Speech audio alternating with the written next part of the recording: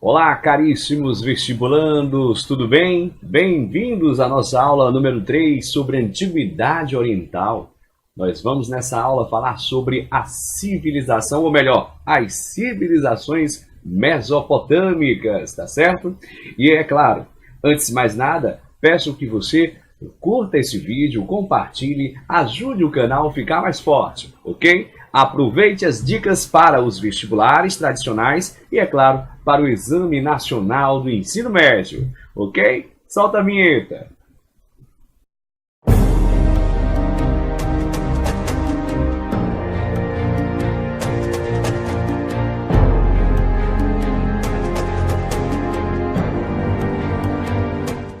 Muito bem, meus amigos, vamos então começar a nossa super revisão sobre Mesopotâmia. E é claro, a gente vai começar falando sobre a localização geográfica. Olha só, o que foi a antiga Mesopotâmia hoje corresponde a boa parte do atual território iraquiano, meus amigos. Ou seja, o Iraque atual foi a nossa antiga Mesopotâmia.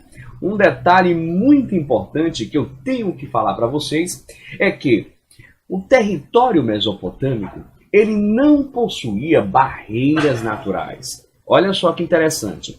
Quando nós fizemos a nossa revisão sobre o Egito Antigo, o que foi que nós falamos? Nós falamos que o Egito Antigo possuía barreiras naturais que dificultaram inicialmente diversas invasões estrangeiras.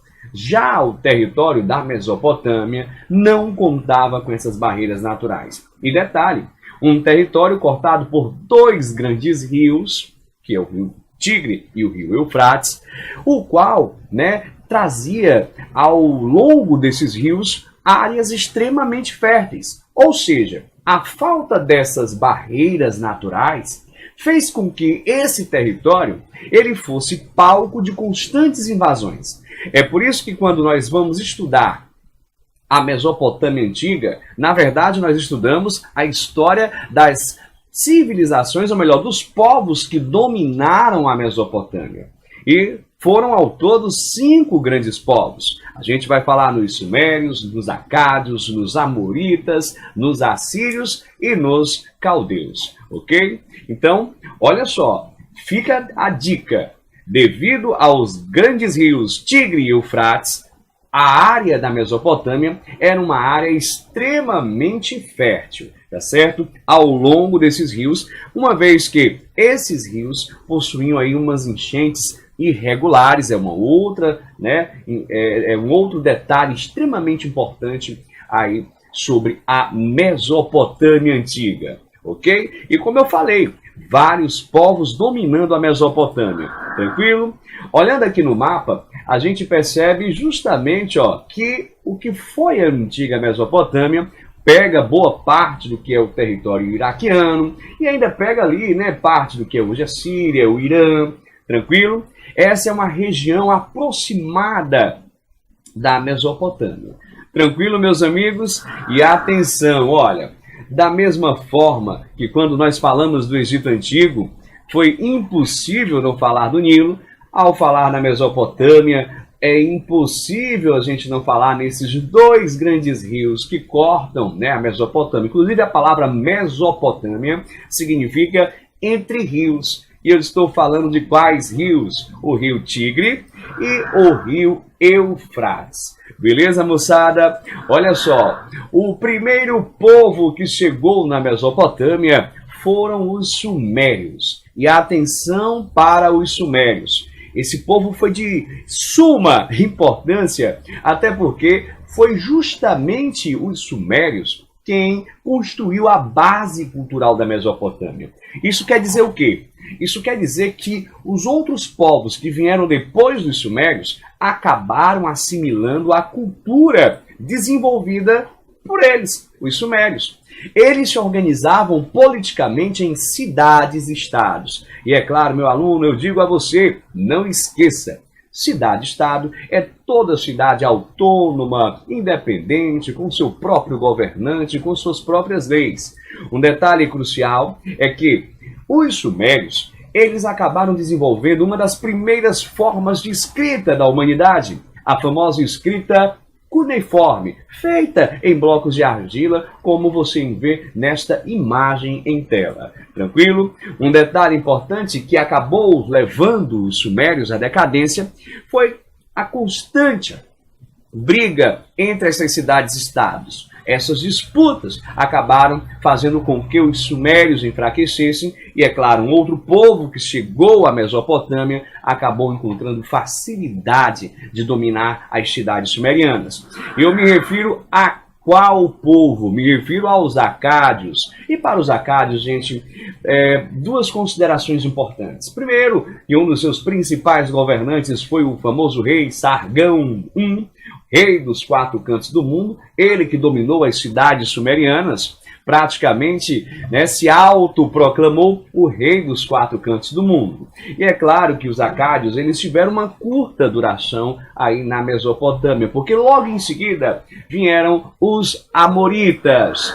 E os amoritas, esses construíram, meus amigos, o que nós chamamos de o primeiro Império Babilônico, dando destaque para um rei amorita que todos vocês, com toda certeza, já ouviram falar. Eu estou me referindo ao rei Hammurabi. E por que o rei Hammurabi ele é tão famoso? Por quê? Porque é dele, né, aquele que é considerado o primeiro código de leis escritas da humanidade, o Código de Hammurabi, que traz aí um princípio que todo mundo já ouviu falar, a lei de Talião, olho por olho, dente por dente.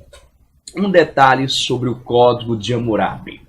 Meus amigos, olha, o olho por olho e dente por dente que nós percebemos nesse código, na verdade, ele só acontecia quando ambas as partes que fossem participar aí, né, do conflito, do litígio, pertencessem ao mesmo grupo social.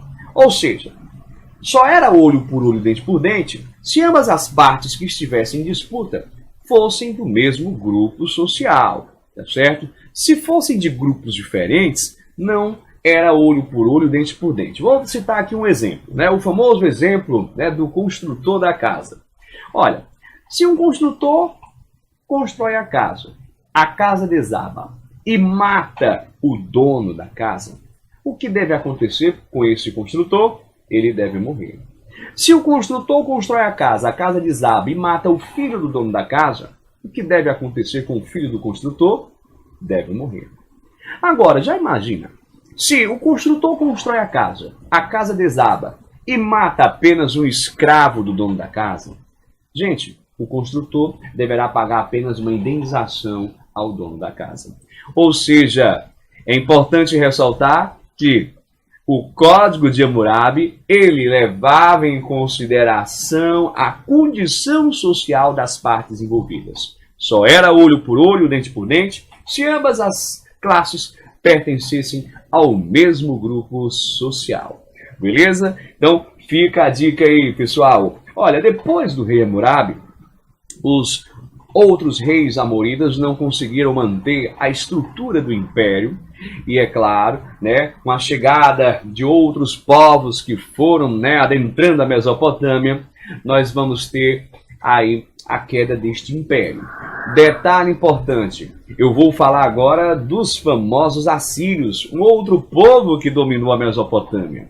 Uma das principais características dos assírios é que eles construíram um estado militarizado. Conhecidos como guerreiros cruéis, eles realmente implantavam o terror na época. Alguns reis assírios até se destacaram, como Senaqueribe, Assurbanipal, Tiglat-Salafar, dentre outros. Quero até falar aqui, né, dando destaque a uma biblioteca assíria toda inscrita cuneiforme, a famosa Biblioteca de Nínive, que infelizmente, devido às guerras constantes que os assírios travavam, acabou sendo destruída, né, e se perdeu no tempo.